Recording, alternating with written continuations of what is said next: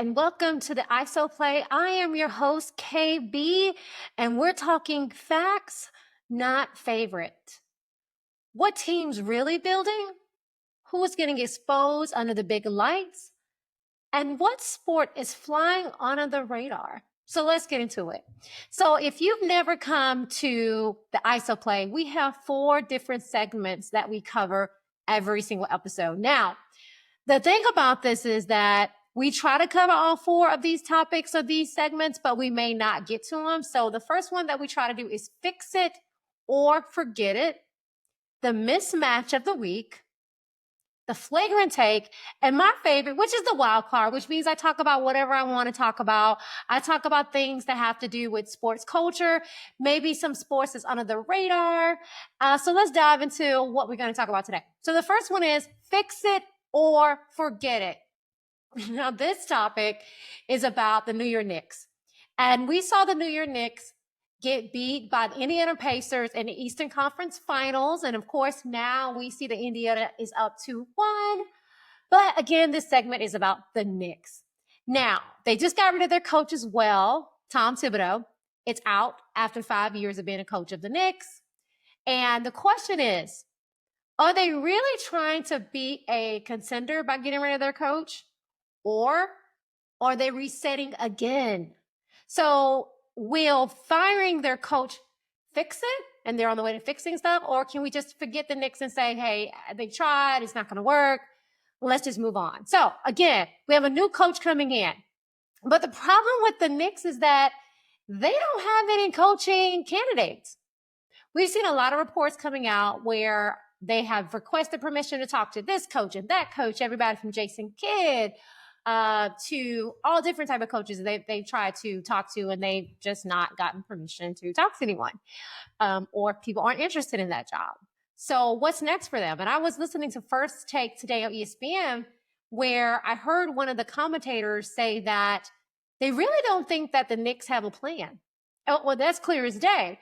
Now, when they were down to Indiana in the playoffs, you did hear some rumblings of is Coach Tibbs going to be out if they lose the series? We didn't know. Some people said, no, of course not. He's been the most successful coach there and kind of how long? No, some people say yes, because it'll be a letdown. But the question is, can getting a new coach actually fix it?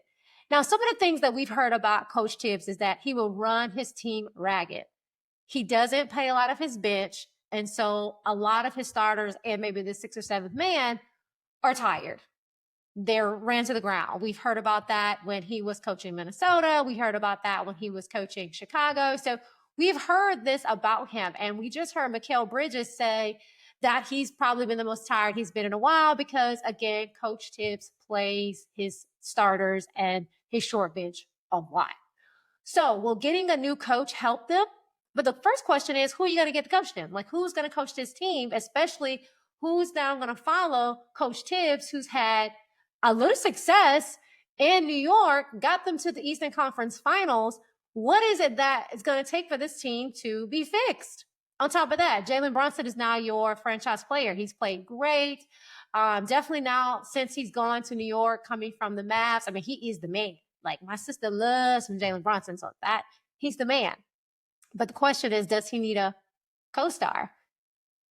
Does he need somebody to run the team with him? And if so, who is that player? Who are they going to have to play with him? Now, we saw that Julius Randle went to Minnesota. Dante DiVincenzo also went to Minnesota. And in exchange, they got Mikal Bridges in a trade. And I don't know if Mikal Bridges is really playing the way that most people think that he should play. I don't think he's playing to his expectations of that. Did they miss a little bit when they got rid of Julius Randle and Dante? It seems as though they have been doing that. So the question is, what can we expect from the Knicks going forward? Now, here's my take on it. I thought firing Tibbs was not a smart move. I think that I can understand that people are saying, hey, he has coached his way for a while. We know that some people are stuck in their ways. So trying to change this coach who has coached this style for a long time is going to be hard. I understand that argument, and sometimes we need a new voice in the building. I get that as well. but you also have to understand the continuity that he created with that team as well, and the culture of the Knicks. Now it's not just the team, but the whole atmosphere. We have Stephen A. Smith ranting and raving on ESPN about his Knicks. So you get rid of that as well when you get rid of a coach that's been there and who has had success, who was coach of the year.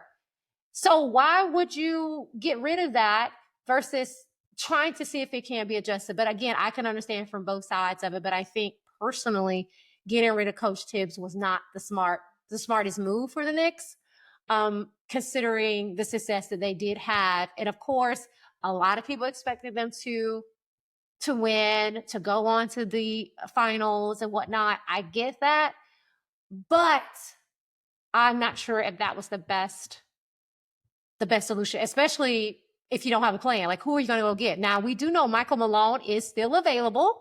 He could be a great coach. We know that he's a championship coach. He could be a good fit. So let's see if they pick up Coach Malone. If he's someone they pick up, let's see where they go with that. Let's see who they interview for that spot. Now, the second part of this is the running mate for Jalen Brunson.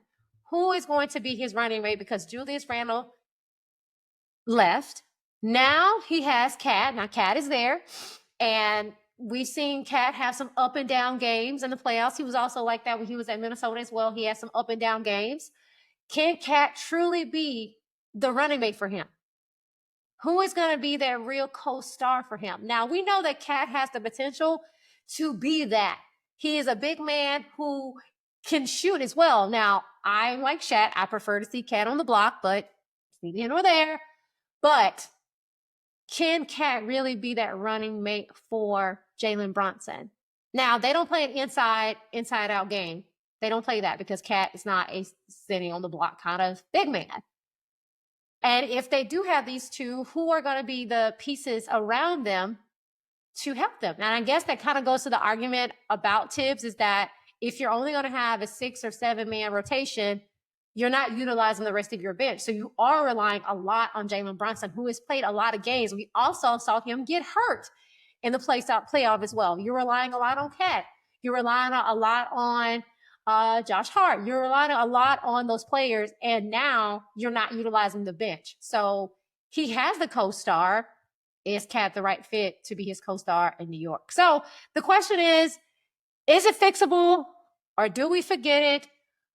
I think that, and my mom loved the Knicks, so I feel like I should do her some justice in really thinking about this before I answer this question.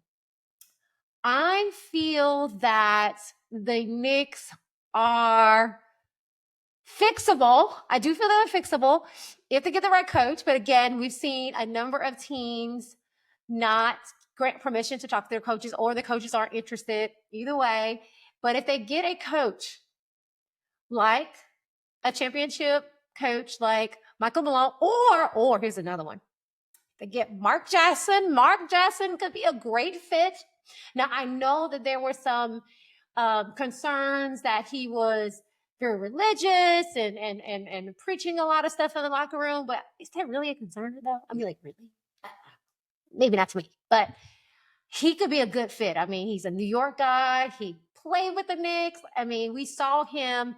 He was the one that started that whole dynasty that we saw in Golden State. So no, he didn't win a franchise, but he was the one that took that trio, Thompson, Curry, Green, and blossomed them and helped develop them. So he could be such a great piece for that team.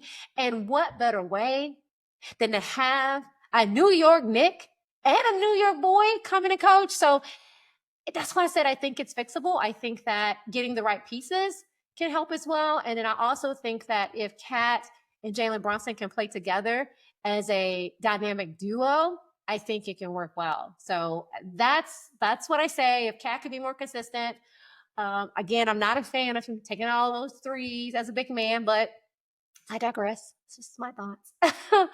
That's my thoughts about that, but I do think they are fixable. So let me know if you think it's fixable, or should we forget it and just say that, hey, the Knicks, they're a lost cause. They're not going to get over this hump. They're never going to win anything. You tell me what you think. Okay. So let's go to our second segment, which is our mismatch of the week. Now, I want to talk about who's getting exposed. And we're going to stay with the NBA. Let's talk about if SGA and the Thunder are actually getting exposed, and if that's the mismatch of the week. Because think about it, everyone said SGA and the Thunder were going to win. They're going to roll over people because they had the best record by far in the league, and they were dominating over everybody. But we're seeing that the Thunder, they're a very deep team. Oh, they're very deep. They're very talented. But they have been flatlining against the Pacers. They have been getting outplayed, outworked. We saw Tyrese Halliburton hit that shot at the end of the game. And I was sitting in my hotel room and I saw that shot and I was like, what the heck? In game one, I was like, what the? I mean, it just seems like Tyrese is playing to show people that he is not the most overrated player in the league. So I have been very impressed with Tyrese's play. But it seems like it's a mismatch, right? You're supposed to have this big, dominant, very deep. We have the MVP on this Western Conference team, but then we're seeing him get outmatched, outcoached by the Pacers and their organization. So it just seems like this is a clear mismatch where we're having the supposed underdog team winning. I mean, they're not even the number one seed in the East. I mean, they're coming out and they're playing with heart, and they also have a deep team. They also play as a team as well. And we're seeing that the adjustments are coming late. The defensive matchups aren't really working well with OKC as well. So we're seeing this. And then a big difference that we're seeing in the mismatch, whether good or bad, depending on how you look at it, is we're seeing Tyrese Halliburton not going to the free throw line really at all versus, and we know that Shea has been called the free throw merchant a lot. That is a complete mismatch in it, where we're seeing one person not get to the foul line and we're seeing one person get to the foul line a lot. But it's really not making much of a difference when we look at the game, when we're talking about one team being up 2-1. And what we're also seeing is that Indiana is coming from behind to win some of these games. So that goes to coaching, that goes to hustle, that goes to grit, that goes to heart. And we're seeing OKC again get outmatched, get outcoached, get out hustled by the Indiana Pacers as well. And we're also seeing the SGA can't get bailed out by weak coaching in critical moments. So if you're having weak coaching, SGA can't bail you out. I mean, a lot of times, again, we know, again, he's known as the free throw merchant. We hear this a lot, getting bailed out on the line. But again, if you are not able to make those adjustments at the end of the game, you're going to see what's happening as well. And we know that Carlisle is a great coach, and what he's doing and how he's coaching, not just in this series, but throughout the playoffs, how he's making adjustments, how he's making the right coaching decisions. We're seeing this in action as well. So it looks like our beloved Thunder are getting out coached, outmatched, and they're getting exposed here in the playoffs and the finals. So what difference is it going to make? Are we going to see that they're going to come back in game 4 and try to even up this series? Or will Indiana continue to play well and Carlisle will continue to make adjustments? We'll see Tyrese Halliburton step up. I mean, the last game, he was very close to a triple-double. I mean, this man is really, really showing that he is one of the most underrated superstars. I don't know if he's a superstar yet, but underrated stars in our league. And I remember last year saying, we need to see more from this team. And another thing that, and it's not really about the mismatch, but another thing I just want to share is that we're hearing a lot of criticism about the ratings for the NBA Finals. And I would just share with people, if you're not watching, you're missing some really good basketball. Now, I get that this is 2 small market teams. And of course, everybody would have loved to see a bigger star and bigger name in Anthony Edwards. And then, of course, a bigger market as in the Knicks. But unfortunately, we did not get that. But I really want to encourage people, if you really want some good basketball, go check it out. Both teams are deep. Both teams play great defense. And why not watch some good basketball? So I'm encouraging people, please, please, please, please, please go watch the NBA Finals. It's very entertaining. It's very good basketball. And I get it. We've been spoiled by LeBron James and Steph Curry and KD and all of these people. We've been spoiled by them. And we're so used to seeing the same names in the finals. And I mean, let's keep it real. Cleveland's a small market too, but you have LeBron James. So we're so spoiled by these names that we're actually forgetting these really good teams that have been playing well all year that we have not been paying attention to. And of course, we need to put some onus and some responsibility to the media for not showing us this anyway. So a lot of people, casual fan, wouldn't know that OKC is getting outmatched and outplayed and outcoached by Indiana because they haven't watched all year, because they haven't been paying attention, because the media is constantly showing us the Lakers or Boston or talking about LeBron or talking about Steph. So this is something that hopefully the media, ESPN, Fox Sports, any of the media outlets, even podcasts like this, we have to be more accountable to talking about and showcasing more teams, more stars that are in this league so that it does get the viewership that it deserves. So that was just like my soapbox about it. But at the end of the day, I do think that OKC is getting outcoached, outmatched, and now it's like a little mismatch of the week. All right, let's go to our third take, which is our flagrant take. Now, I'm going to stick with basketball, but I'm going to switch over to the WNBA. I'm going to talk about the WNBA, right? And so this is another one that if you are not watching, you are missing out. Now, I know that people are saying, oh, the ratings have dropped since Caitlin Clark hasn't played. And I understand there's a lot of casual fans who are just now watching the WNBA, or they just watched it last year when Caitlin was there. And I say, shame on you. Shame on you. Because there are some really, really good players and some good basketball going on. And I'm going to just give you some transparency. There have been times in the 3 NBA Finals games where I actually was preferring watching the WNBA. Now, I watch both and I have to go back and forth, because I write articles on them and I enjoy both. But I'm not going to lie. There's some times where I'm like, hey, you know what? I'm really into this WNBA game, and I think I'm going to watch it more than the finals. So I say all that to say that it doesn't need a rebranding. It doesn't need people coming after it. What it needs is people to respect it. What it needs is people to understand that the league is growing. Ratings are going up.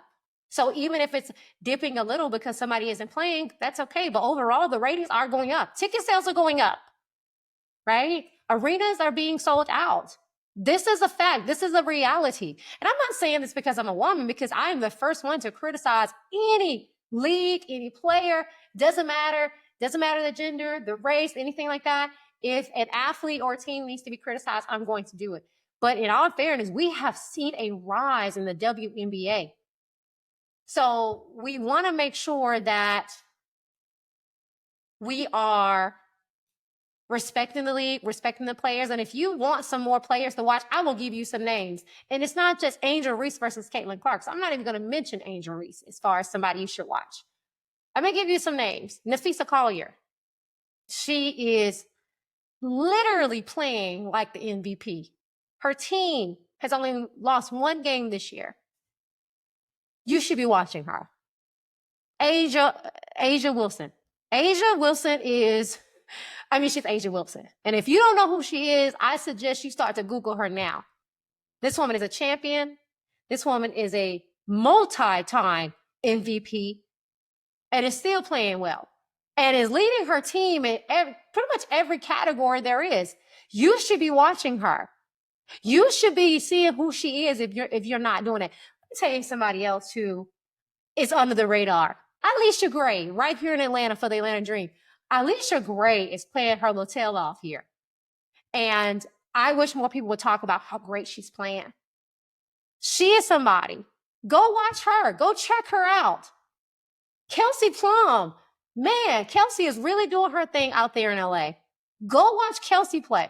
I mean, I can just go on and on and on with so many great players that you all are missing out on because you don't want to watch because Caitlin Clark isn't playing. And I like Caitlin. I think she's a phenomenal player. She's a great player. She needs to work on cutting down her turnovers and working on her defense.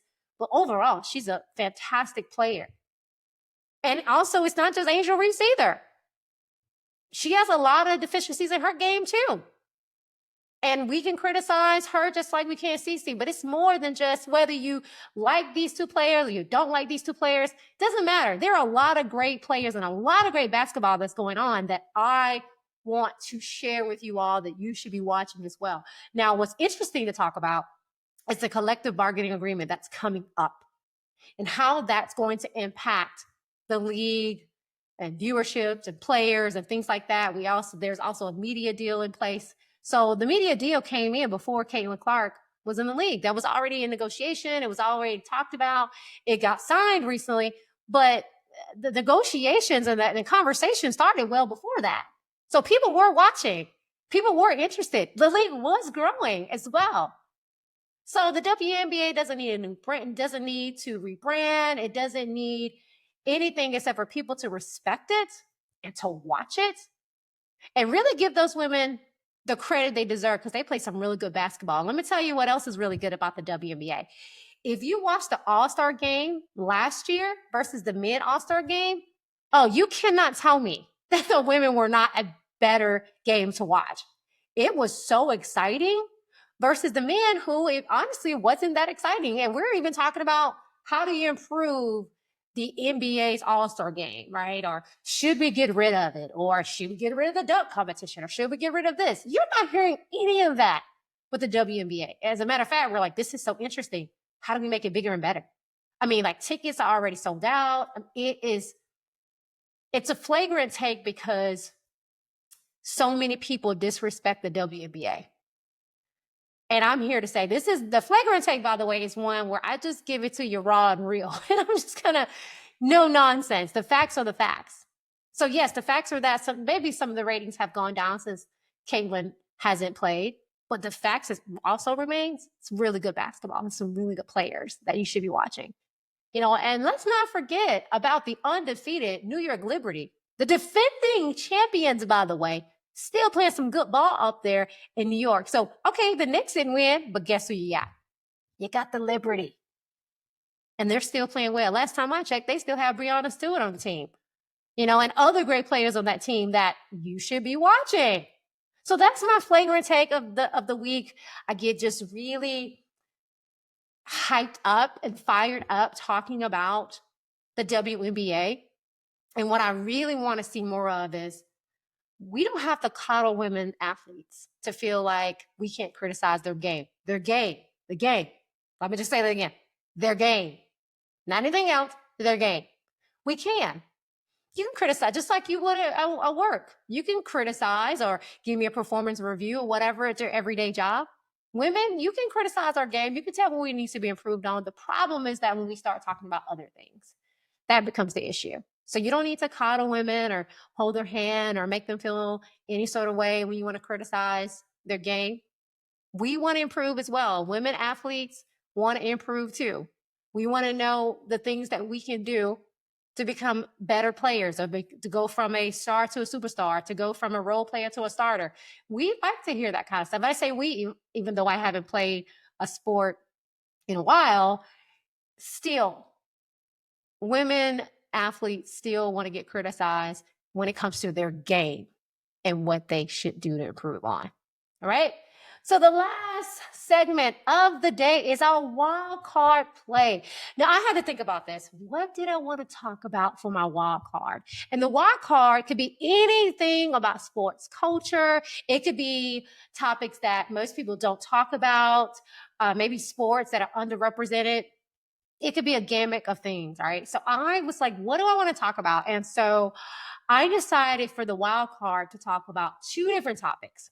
The first one I want to talk about is my experience at TST, which is the soccer tournament.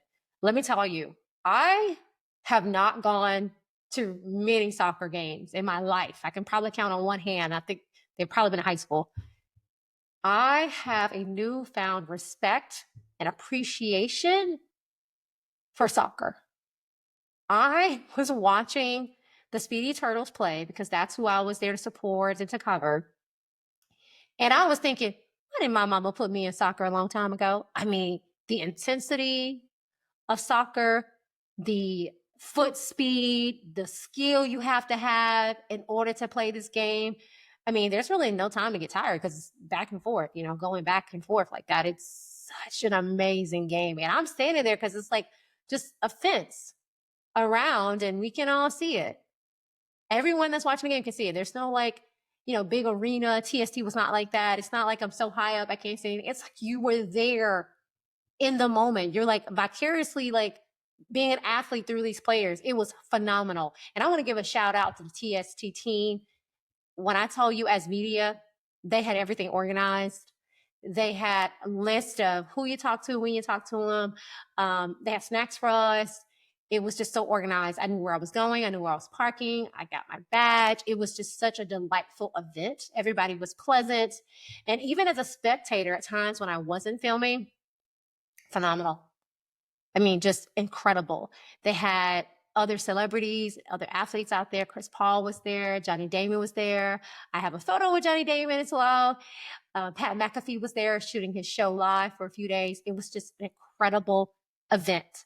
And for those that do not know, TST gives $1 million to the women's side and the men's side as a winner. And U.S. women won again. So shout out to U.S. women who won again. It was great. And one of the most amazing stories that I heard from that was one of the coaches talked about last year. She used a portion of her monies for IVF. And what's not more beautiful than starting a family and becoming a mother, and to be able to have the funds to do that is incredible. And for those that may not know, IVF is not the cheapest thing, and insurance doesn't cover everything. And it was just, I almost teared just seeing that story and how sports is so much bigger than life, and how sports can really change our lives in so many ways. So whether it's something that can take away from some of the stressors or trauma we have in our life, or baby sports can help us create life with being able to become a mother. It was just absolutely phenomenal to see.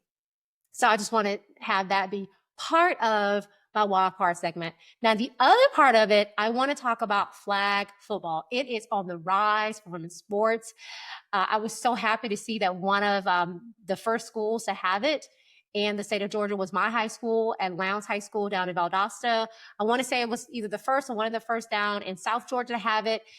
I'm going to tell you, if they had it when I was in high school, all those years ago, I won't say how many years ago, I definitely would have played. Now it's across schools across the nation, definitely heavy in states like Georgia and California. Also, it's set for the 2020 Olympics, which is phenomenal to see. You're seeing a lot of investment in flag football from NFL and the likes. So it's a huge platform for women's sports and women athletes.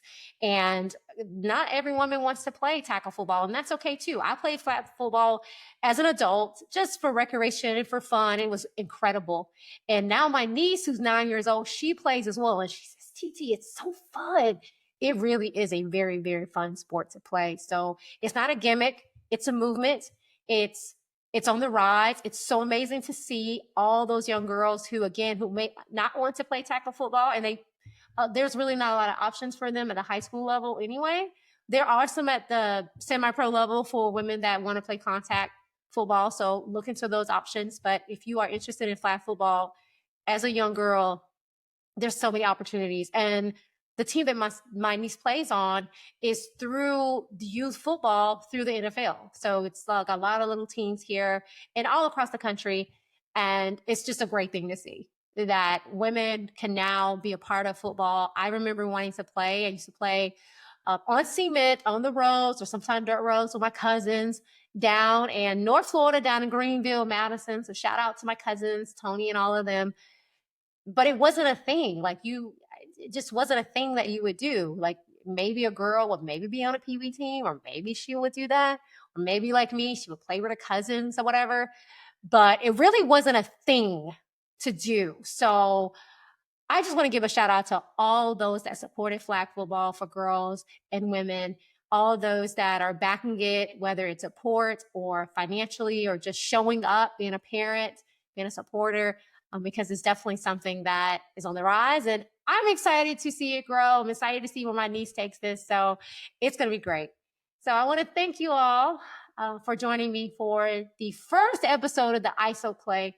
I am your host, KB, and this is brought to you by KB Sports Media. Check out the next wild card topic, flagrant play, mismatch, and lastly, fix it or forget it. See you soon.